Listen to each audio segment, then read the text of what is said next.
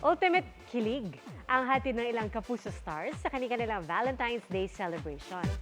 Ang Dantes Squad Team Family Day ngayong Hearts Day sa kanilang pamamasyal sa Batangas. Matamis din naman ang birthday celebration ni Heart Evangelista kung saan captured ang sweet moments nila ng hubby na si Senator Cheese Escudero. 7 years going strong sina Gabby Garcia at Khalil Ramos sa kanilang Valentine's celebration with matching bouquet. At for Jack B, steak night is date night na napuno rin ng kilig. Ang Juliver naman may handog na duet ngayong Valentine's Day. Now and forever, I will be your man. Now I can rest my worries and always be sure.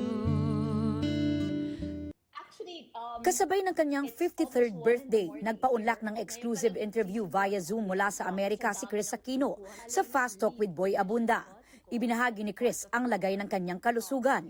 Kamakailan lang, nadiskubre raw ng kanyang mga doktor ang panlimang autoimmune disease na tumama sa kanya. Right now, they're classifying it as an autoimmune mixed connective tissue disease.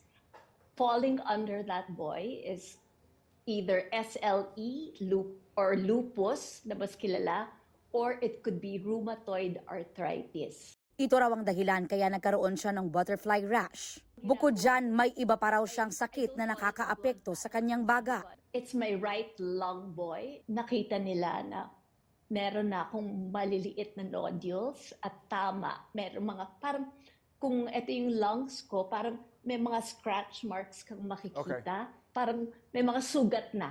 Ang mga sakit daw ni Kris ay may epekto rin sa kanyang puso na paniwala niya ay genetic dahil may heart problem din sa lahi ng kanyang ama. Ayon kay Kris, ia-admit siya sa ospital sa Lunes at may mga susubukang gamot. This is my chance to save my heart because kung hindi ito tumalaboy, I stand a very strong chance of having cardiac arrest. Sa gitna ng pinagdaraanan, nagpasalamat si Kris sa lahat ng taong nagdadasal at sumusuporta sa kanya. Whatever days are left, kung ano man ang natitira, it's a blessing.